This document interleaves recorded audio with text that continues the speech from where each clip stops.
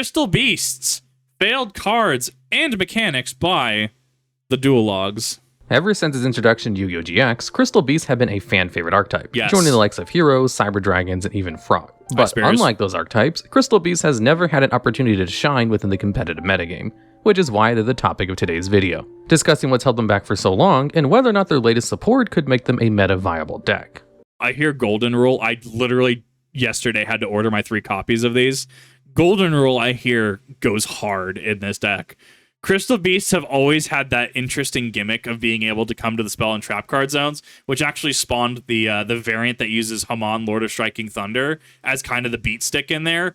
Good God. The Crystal Beast monsters are an archetype of monsters whose main gimmick is that whenever they're destroyed by battle, card effect, or other means, instead of sending them to the graveyard, you place them face up in your spell and trap card zone as a continuous spell card. Which, using the continuous spell card effect, you would sack them off 3 of them for Haman, Lord of Striking Thunder, to be able to have some sort of presence on board. Then, as continuous spells, these Crystal Beast monsters can provide you with a number of benefits. Whether that's a strong effect like with Crystal Beast Rainbow Dragon, free cards that you can summon out with Crystal Beast Ruby Carbuncle, or even just increasing the impact of your archetypal spells and traps. All of this is done with the express purpose of summoning out an ultimate crystal monster, an archetype of Rainbow Dragon variants that usually need the Crystal Beast monsters to be used in order to fulfill their summoning conditions. Initially, Rainbow Dragon was the only ultimate crystal monster in the game, but this eventually expanded to include Rainbow Dark Dragon, Rainbow Overdragon, and Ultimate Crystal Rainbow Dragon Overdrive. The original printing, obviously, it was not treated as an ultimate crystal card. Man, dude.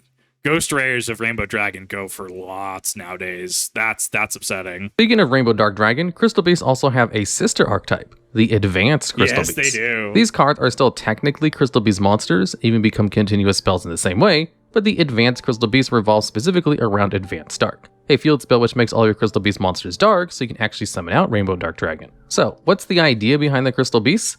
In the past, So, no, that was actually Gem Knights because of Gem Knight Garnet, because you had to play the Garnet to get to your Gem Knight, for your Gem Knight Fusion, to be able to get to your, it wasn't Master Diamond, it was Gem Knight Seraph Knight, right? No, this did not coin the term Garnet, even though this is a archetype based around, gemstones, right? That was Gem Knights. The general idea behind the whole archetype is that you wanted to fill up as many of your spell and trap card zones as possible with as many different Crystal Beast names so that you can reap the most benefits. Because the more Crystal Beast monsters you had in your spell and trap card zone, the more you could benefit from your overpowered spell and trap cards.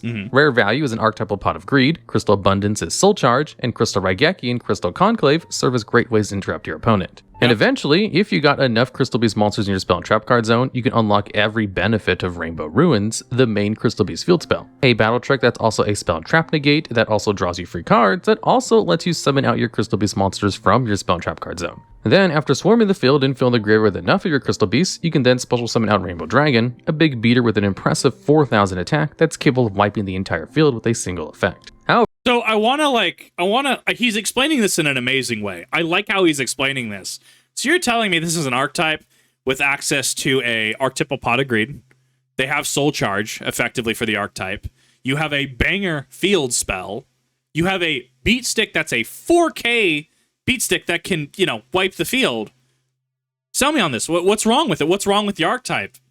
We're gonna dive into that. Don't you worry. Actually, I'm actually curious. I haven't looked into. I wanted to buy the Advanced Crystal Beast support, but it's so odd to buy at a reasonable rate because everyone has like a one of this, one of this, one of this. I need to see how it compares to actual Crystal Beast. If I still understand it correctly, it's still pretty rogue tier. For a long while, this game plan just didn't do enough to justify playing Crystal Beasts. For starters, Rainbow Dragon is a terrible payoff for the deck. Yeah. Because while it has 2 great effects, one to wipe the field and the other one to make it gain a ton of attack, you can't activate those effects on the turn that it's special summon. So after you've spent all the effort putting 7 Crystal Beast monsters with different names on your field or graveyard, your best payoff is a 4,000 attack beat stick that might as well be a vanilla, since you have to wait an entire turn to be able to use its effects. Yeah. But the thing is, you were never really summoning Rainbow Dragon anyways. Because in order to bring it out, you need 7 Crystal Beast cards with different names, either on the field or in the graveyard. But out of the original 7 Crystal Beast monsters ever released, 5 of them had terrible effects as monsters that didn't help the deck further its game plan at all. Ruby Carbuncle and Sapphire Pegasus are actually the cards you actually want to play. I ended up seeing a build recently that was it ran 3 Sapphire Pegasus and 1 of everything else. Which, disrupts your plays. If you get, one of the banished, Yeah, makes sense. Like if you get one of them banished, you can't actually bring out Rainbow Dragon at that point. But that's the inherent problem with this archetype, is it's got a lot of weenies, right? Cobalt Eagle, right? 1400 attack. Sure, you got Emerald Tortoise, 2k defense, Amethyst Cat, 1200. The Governator, Amber Mammoth himself, if you've seen the dub, right? 1700. But I mean, like, what value does the deck offer, right? What value does this offer, especially in modern Yu-Gi-Oh? Let's take this in setting, right? Wasn't this around at the time where we had like full power Future Fusion, right? Future Fusion being Yu-Gi-Oh GX, Yu-Gi-Oh GX having Crystal Beasts as a debuting series, right? So what do you have to contend with? This doesn't have a Cyber Dragon. Cyber Dragon, remember, had to be banned. Remember, I was vaguely around for the format. Cyber Valley, when that got released, wasn't that a $30 card? Cyber Valley. Put that into perspective of where the game used to be. So even in an older setting, right? I mean, like, how does this compete with things that eventually came out like Gladiator Beast? How does this compete with things like in the era I was playing with Dark Worlds, right? Dark Worlds, Ice Bears. How does it compete? And then bring it to modern Yu-Gi-Oh! Right? In modern Yu-Gi-Oh! Is it entire? Even if you went against a deck that's rogue tier, right? Like say Infernoids, right? If I were to play Infernoids against Crystal Beast, what does Crystal Beast do to stop Big Chicken? What does Crystal Beast do to stop link plays? Like, what does it do rather than eventually have a consolidation effect to bring out a big beat stick? That's the thing you have to answer is Crystal Beast is, yes, a fan favorite archetype. I love it. I like Jesse Anderson, Johan in the sub, right? Love him as a character. Good God, though, it's hard to get this archetype going. It's hard to get that engine going. With only Sapphire Pegasus and Ruby Carbuncle having relevant effects. What's worse is that as continuous spells, the original 7 Crystal Beasts actually do nothing on their own, and just fill up your spell and trap card zones with virtually no effect, in a similar way to the original Toon World. So even with the absolutely absurd number of busted spell and trap cards the archetype has available to it, it was doomed to be unplayable because most of the actual Crystal Beast monsters were basically just vanillas, both as monsters and as continuous spell cards, which meant you didn't even want to play a big density of Crystal Beast monsters. And this also weakened your Crystal Beast spell and trap cards, since a lot of them require a certain number of Crystal Beasts to be in your spell and trap card zone to be useful. It meant that summing out Rainbow Dragon would be almost impossible. Actually, now that I think about it, I think that Rainbow Dragon, or at least Rainbow Dark Dragon, was actually on my reference sheet that I sent my artist for my model. I had to really think about that. I came across something so I was building Yubel recently, right? And like, I'm gonna go to model really quick. I was building Yubel recently, and I'm like, these wings kind of make sense now. And then it looked like literally side by side with Yubel, and I'm like, okay, that makes a lot of sense. The things that I used for my model were, God, what were they now that I think about it from the dragon side of things? It was Shadow Dragon from L5R, specifically the one from Emperor Edition, the Shadow Dragon that became a ninja, 20 gold cost one. I think it was Rainbow Dark Dragon. I don't remember. There was a couple others. But Rainbow Dragon was actually a big inspiration to what I wanted to do with this. So, fun behind-the-scenes fact. As a result of this failed playstyle, however, there have been a number of attempts to reinvent Crystal Beasts throughout the years. Rainbow Dark Dragon, for example, attempted to give Crystal Beasts a new payoff with an immediately usable effect, but was really awkward to use since none of the actual Crystal Beast monsters are dark monsters, so you had to play Advanced Dark if you wanted to summon it. Advanced Dark didn't come out till years later. You have to understand, like, didn't Rainbow Dark Dragon, didn't that come out about the time, like, Dark Arm Dragon came out? Dark Arm Dragon, the star of Teledad, one of the most oppressive decks in the history of the game. I actually wonder how Teledad compares to Dragon Ruler format. Teledad was bad. And that's actually the concern where modern Yu-Gi-Oh! Is at least as of when this video is being streamed and recorded, right? Is we're going into what Fiendsmiths are releasing right now. We have Bonfire, Fiendsmith, Snake Eyes, and a combination of that it's really worrying to a lot of people because that's going to lead into a really expensive tier 0 format. Yu-Gi-Oh! Is a strange game. I don't know why I continue to play it, but I like it. With the recently released Structure deck, as well as the deck's most recent support, Crystal Beasts have gone from almost unplayable to a solid rogue option that's capable of taking games against Flunderies, Sprite, and even the tier 0 tier limits. So let's look Rabina response? at notable cards in the deck and how this strategy has evolved from what it once was to what it is today, and discuss why certain Crystal Beast cards have succeeded in making the deck great, and why others have failed, and how even some of the worst Crystal Beast cards have managed to see use. Let's start off with Rainbow Dragon, Crystal Beast's original boss monster. Rainbow Dragon isn't technically a Crystal Beast card, but is an ultimate crystal monster with its own built-in summoning condition, letting you bring. It was not originally an ultimate crystal monster. That was a later addition. Currently, yes, this is correct. However, if we want to take the archetype from its design inception, it did not have the ultimate crystal label attached with it. Bring it out to the field if there are 7 Crystal Beast monsters with different names on the field or in the graveyard, and it can't be summoned in other ways.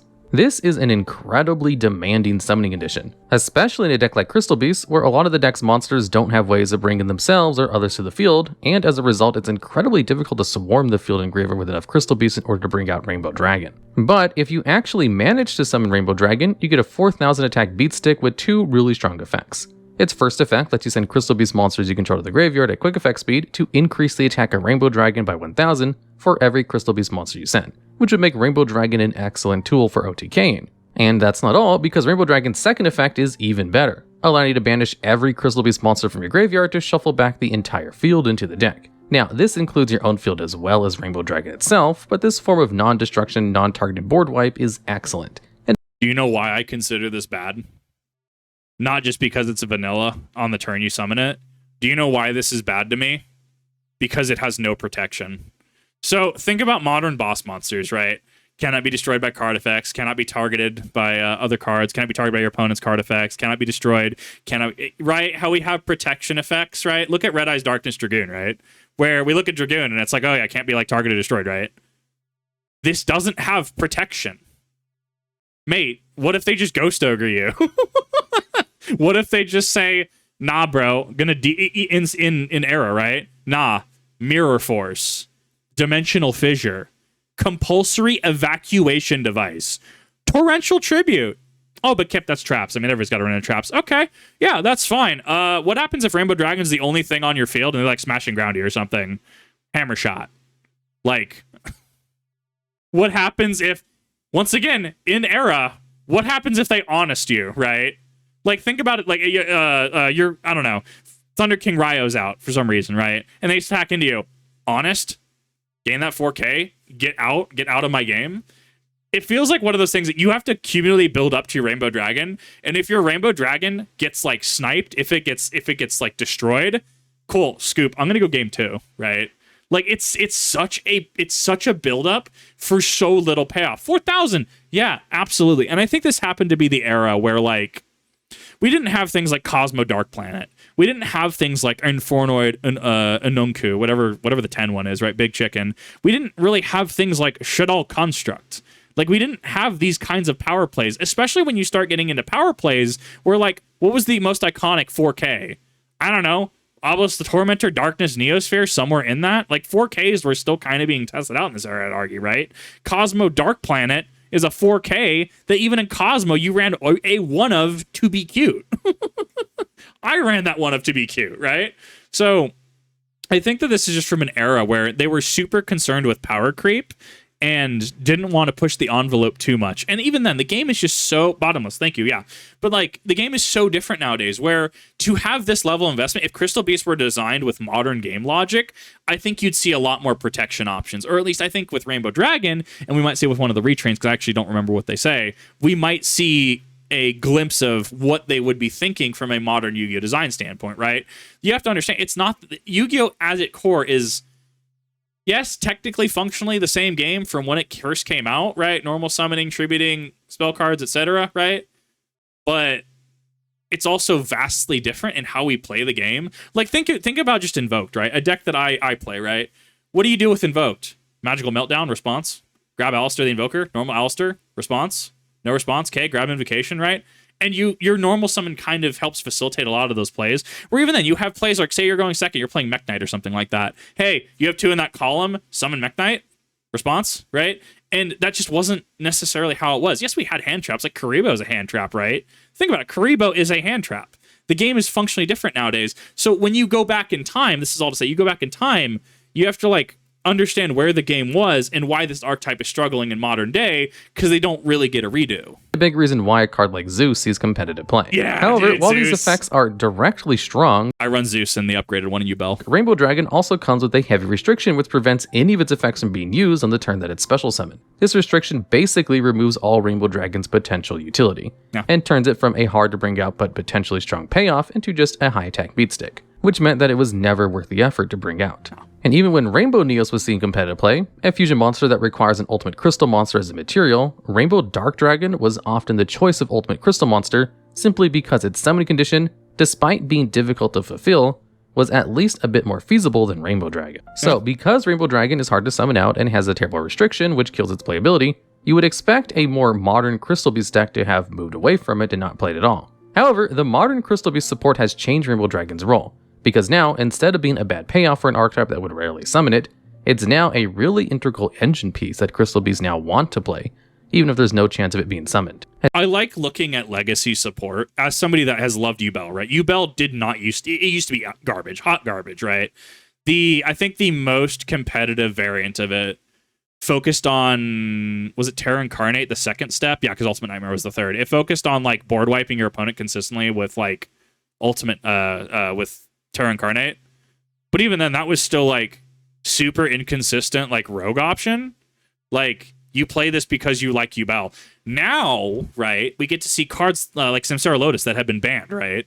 So we get to see Samsara D Lotus. We get to see, you know, it playing with Ubel as a Ubel archetype piece, right? We get to see Gruesome Graveswarmer rather than regular Graveswarmer, right? And you get to see how they can do that over, right? And it's my issue with some of the cards on the ban list, right? Where we have, I don't know, say, unerrated, old Bryonac Dragon of the Ice Barrier, or old Chaos Emperor Dragon Envoy of the End, right? And you can solidify those as let's not errata their effects and they change, which at the cost that we discussed in another video about, you know, snaking archetypes out of their pieces when it's other archetypes that are the issue, right?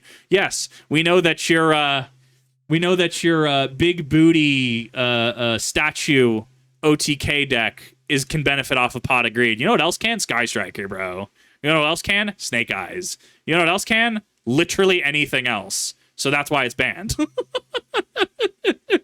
So it's interesting to see when Konami goes back and gives legacy support to some of these things, even when they keep the pieces original. Like, they haven't changed the Crystal Beasts themselves, right? Sure, we have the advanced ones, right? But they haven't changed these. How they work an entire archetype around it. It's super fascinating to see the retroactive design. And that's because of two specific cards, Awakening of the Crystal Ultimates and Crystal Beast Rainbow Dragon. Awakening of the Crystal Ultimates needs you to reveal an ultimate crystal monster in your hand if you want to get access to either of its effects. This sounds like a lot to ask because it requires you to play Rainbow Dragon and have it in hand in order to use it. Right, but it's worth the hoops that you jump through because both of its effects are absolutely absurd. If you choose to use the first effect, you can take a Rainbow Bridge card and either add it to your hand or send it to the graveyard. Meanwhile, if you activate its second effect, you get to special summon out any Crystal Beast monster from your hand, deck, graveyard, or spell and trap card zone. And if you happen to... So in the anime, you can see a little bit of how they wanted this to work.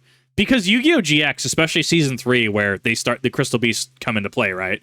Like, you look at what, say, Supreme King Jaden does. He's playing meta for the era, right? In comparison to other people, right? Where, you know, Jim's using his Time Stream, Fossil Fusion, etc. What is Jaden doing? He's shotgunning Dark Fusion to give his Evil Hero Inferno Wing protection from spell and traps, right? For the first turn. And he's he's a value tribute summoning Evil Hero Malicious Edge, which requires one tribute to be able to deal piercing damage. Like, you look at how they're playing and you're just like, dear God, they're writing this like they're playing meta.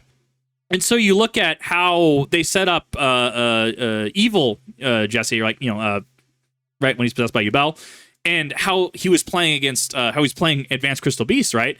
He shotguns the Advanced Dark out on the field, and every attack he can negate by taking a Advanced Crystal Beast from his deck and sending it to his graveyard. And we see this versus Zane. We see this versus Jaden before they go up to the final encounter with Ubel in Season 3, right? Like, he uses this playstyle to circumvent the need to play a long, drawn-out game to get all 7 of the Crystal Beasts, right? To collect the Dragon Balls, effectively, to summon Shenron, right? Which is actually a good comparison now that I think about it. Like, good God, why have I never thought about that before? Huh. My life is different now.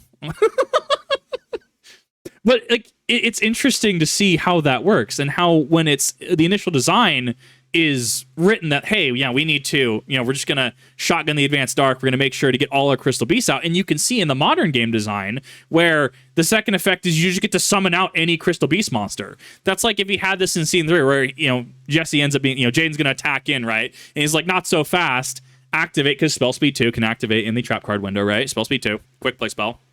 He's just like, I'm going to go summon Emerald Tortoise to the field, and then, oh, cool. Well, Flame Wingman destroys it, but however, because Flame Wingman still destroyed it, you take whatever Tortoise's attack value. I think it's like 600, right?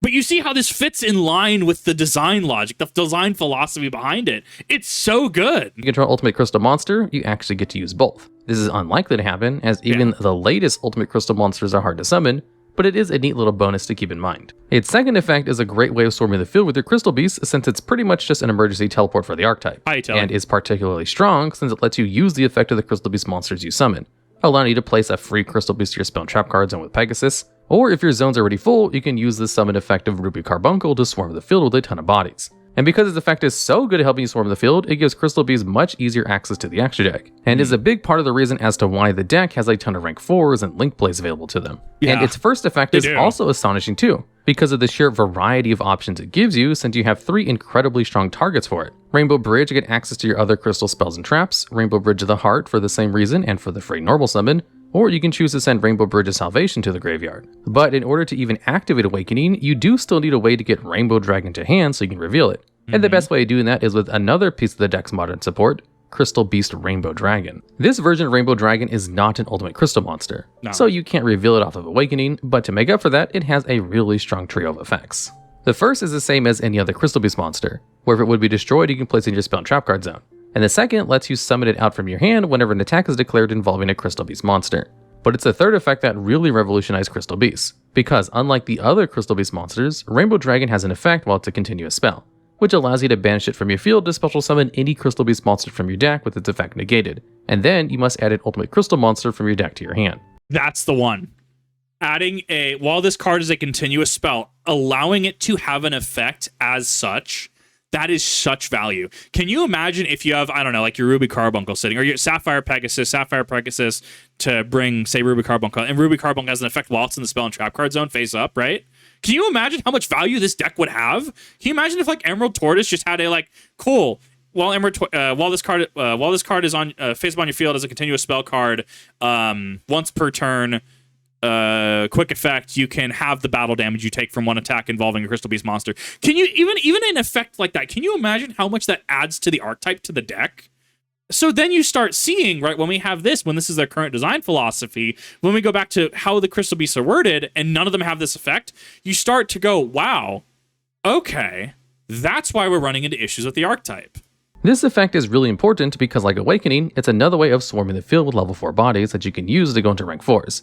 But because the search of Ultimate Crystal Monsters is mandatory, you need to have a Rainbow Dragon in your deck to actually use it, so it forces you to play Rainbow Dragon anyways. But because of Awakening, having Rainbow Dragon in hand is now actually just a benefit, since the regular Rainbow Dragon can be used to activate one of your strongest cards. So even though Rainbow Dragon is a terrible payoff that the deck is never going to summon, modern support has managed to adapt the card's role in the deck to the point where it's now a really important card that you always want to have either in your hand or in the deck. So while in the past you could definitely call Rainbow Dragon a complete failure, it's actually become one of the most necessary pieces to the engine of the archetype. It is as well as the original Rainbow Dragon though, the way the original 7 Crystal Beast monsters have seen play has also changed since the deck's inception. Now unfortunately, a lot of the original Crystal Beast monsters are still pretty bad, because most of the effects do nothing to aid your game plan and are situational at best.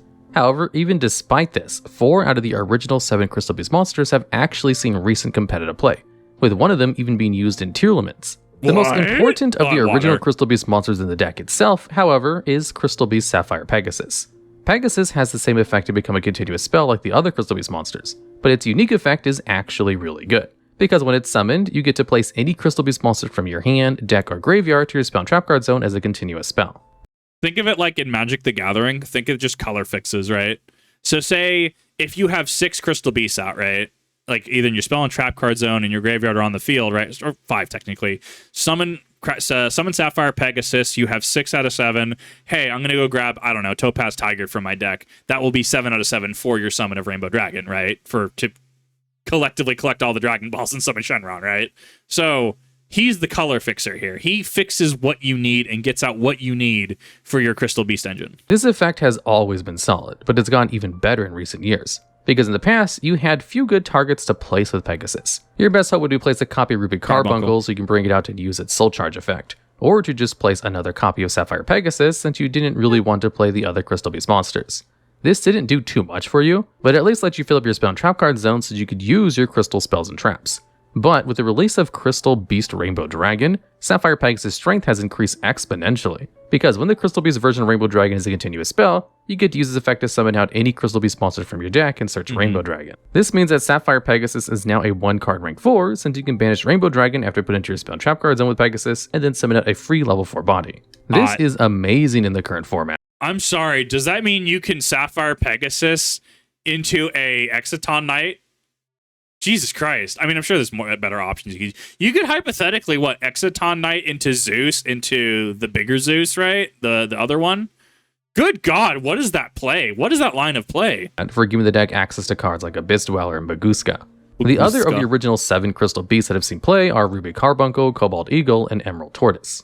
Ruby Carbuncle has always been a really great part of the deck, because whenever it's special summoned, you get to special summon as many Crystal Beast cards as possible from your spell and trap card zones, which is why it's always been one of the best Crystal Beast monsters, since it's a great way of swarming the field if you manage to set up your spells and trap card zones with enough monsters. Ruby Carbuncle's role hasn't changed too much, but because there's so many different ways of placing Crystal Beast to your spells and trap card zones, and a ton of different ways to special summon Crystal Beast monsters, it's gotten a lot stronger by proxy. Cobalt Eagle has always been seen some amount of competitive play in Crystal Beast decks, because while its effect isn't the best, it's a good alternative target to summon with Crystal Beast Rainbow Dragon or Awakening, because it's a level 4 monster that's wind attribute. So you can even summon it under a barrier statue. But the strangest of the 4 Crystal Beast monsters that I've seen play is Crystal Beast Emerald Tortoise.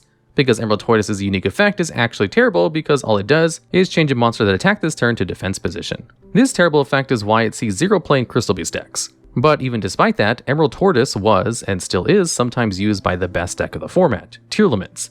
And that's because of another new piece of support that's become integral to Crystal Beast as a deck, and has even allowed it to see play as an engine. Rainbow Bridge of Salvation is one of the most powerful spell and trap cards Crystal Beasts have access to. I missed the entirety of Tearlament format. I hear I did not miss anything good. I hear I missed a horrible time. Even amongst the astonishingly strong spell and trap card lineup it already has. Its on-field effect isn't relevant because it requires 2 level 10 monsters on field of different types in order to be used. It's actually its graveyard effect, which is why it's so strong. Because once per duel, while it's in the graveyard, you can banish Rainbow Bridge of Salvation to add a Crystal Beast monster and any field spell in the game from your deck to your hand. The reason why a deck like Tearlaments wanted to use this effect is because it gave them even more ways to access Primeval Planet Perlerino, their incredible field spell that gives them access to a free search, pop, and attack boost. Wow. And because they easily mill Salvation at some point during their turn with the effect of Tearlaments or Ishizu monsters, it meant that Salvation became a great way of accessing their field spell. Yeah, I heard Tear Shizu was not a fun time. And I looked at the ban list recently and I'm like, good God, there's a lot of like Ishizu stuff on here. God, I'm more and more, I'm glad I just missed that entire format. I'm glad I remember this. I was working at the game testing place. Wow, I dodged a proverbial bullet, didn't I? There's just one problem though, because in order to search for a field spell, Salvation must be able to search a Crystal Beast monster as well. And the Crystal Beast monster of choice for Tearlaments was Crystal Beast Emerald Tortoise. Yeah. Not because of its terrible effect, but because it's an Aqua-type monster, which meant that instead of just being a dead card in hand or in the graveyard, you can instead use it as a free fusion material for something like Tearlament Kid Kalos or Tearlament's Kaleidoheart, which This is literally when a designer, like a developer at Konami, just like, I'm sorry, what is being used in this deck? And that's what you run into. 10,000 plus cards in the game. You're gonna run into stuff like this. Point in case, once again, Vanity's Emptiness, printed in the Synchro era, 5Ds, kind of just showed up one day, like, damn, this actually goes hard, and then it got banned for obvious reasons, right? Like, System Down and Cleaforts, right? Like a number, like you know what the spiciest tech is, okay? And I'm working on this. I saw a deck list. Are you ready for this? I was not ready for this. Do you know what deck uses Dark Fusion and can actually pull it off? Infernoid. Because you have to summon a fiend monster. What is Tierra? And I'm like, bro, this is the cutest tech I've seen in a goddamn minute. When I have Infernoid using Dark Fusion, and I'm thinking about splicing like Evil Hero Malicious Bane and Dark Calling Engine in there, good God. Like, it is impossible it is impossible to look at something like this and go, this was inherently in the design. And I think that's why I like Yu-Gi-Oh, right? It's an eternal format.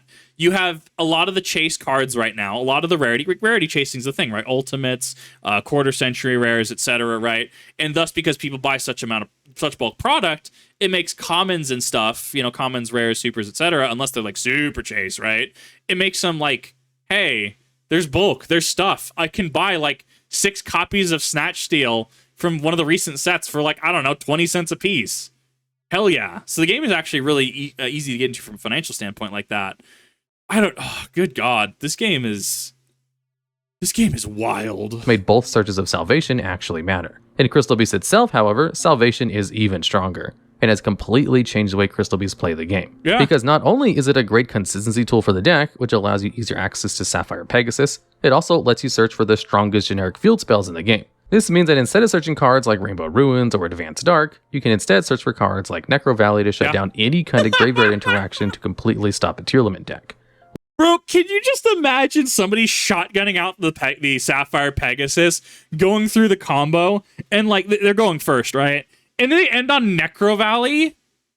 At that point, I think I just like stare at the board, blink twice, and go, I'm scooping. We're going game 2.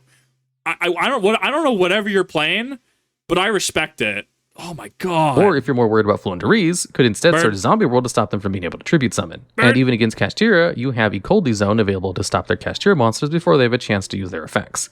And because it's so easy for Crystal Beast to be able to send Salvation to the graveyard, either with the effect of Awakening or using something like Foolish Burial Goods, it's allowed for the deck to lean into a more control-based playstyle where they can rely on a field spell backed up by a strong rank 4 to floodgate your opponent out of the game, rather than just being Rainbow Dragon Turbo. And being a more control-based strategy is actually beneficial for the deck, as that means Crystal Beast get to take advantage of their incredibly powerful spell and trap card lineup. Of course, cards like Rainbow Bridge, Awakening, and Crystal Bonds do wonder for the deck's consistency and give the deck ways to search out its best cards. But even its trap card interruptions are incredibly strong. Crystal Conclave, for example, lets you bounce a Crystal Beast card you control and any card your opponent controls to the hand, letting it serve as an Archetype Compulse that's capable of dealing with your opponent's combo pieces and boss monsters. Another great trap card interruption the deck has available to it now is Crystal Miracle, an archetypal Omnigate that protects your floodgates, field spells, and rank 4s from any kind of board breakers. Good God, and that's keeps a you in counter. control of the game while also letting you use its graveyard effect to recur even more advantage by placing a Crystal Beast card to your spell and trap card zone, making it another good target for Foolish Burial Goods. This control-based playstyle is something that Crystal Beast decks in the past would lean into,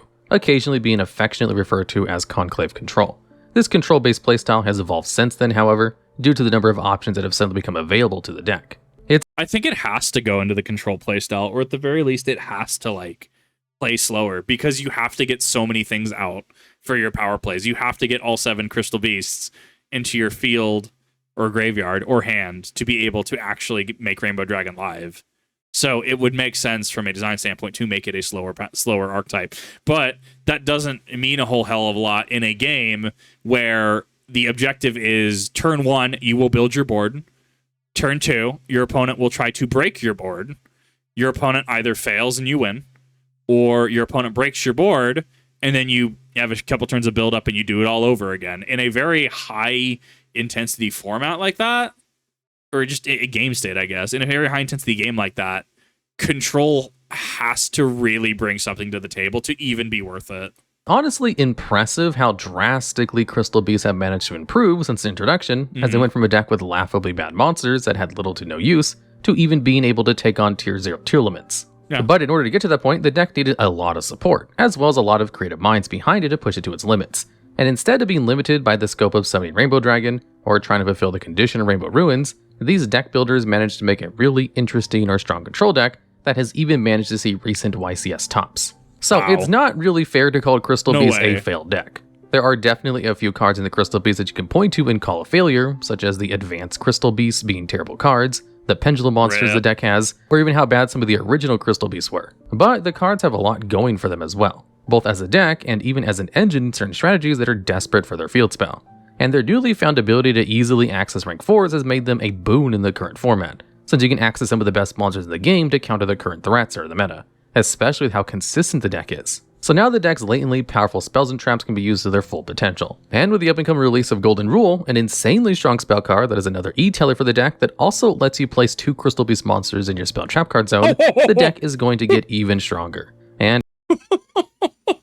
oh my god, dude, talk about value. Jesus Christ! as a result, it's likely that Crystal Beasts aren't going to fizzle out anytime soon, and in fact have proven themselves to be an adaptable, strong, and interesting rogue strategy that will likely still see play even after the two elements leave the meta, unlike the Advanced Crystal Beasts and Advanced Dark, which still have a long way to go before they can be considered viable. Alright, and that's the video. If you know of any other failed cards and mechanics that would make a great video for the series, please let us know down in the comments. We really need some more ideas. I think Infernoid would be interesting to cover. Then again, I'm also biased. I'm definitely biased towards archetypes like Infernoid. I seem to have this Fiend bias, and I haven't quite understood it, because Bell, Infernoid, etc. Shaddolls even. They weren't Fiend, obviously. They were spellcasters. But this was a great video. Very awesome. Very informative. Very, really to the point. Fan favorite archetype, Crystal Beasts, from one of my favorite series, of all time, Yu-Gi-Oh! GX. The dub is absolutely phenomenal. There's so many memes in there. Get a Darth Sidious meme from Professor Banner. So good. And if you have not, you should definitely go ahead. You should check out the TheDuelLogs in the description down below. You will see a link to not only their channel, but this video as well. I want to say thank you to them for making such an amazing video. This was honestly amazing to watch. It was really cool. And, had a lot of commentary to go back and forth on that. So, definitely check them out if you haven't, and I will see you all in the next one.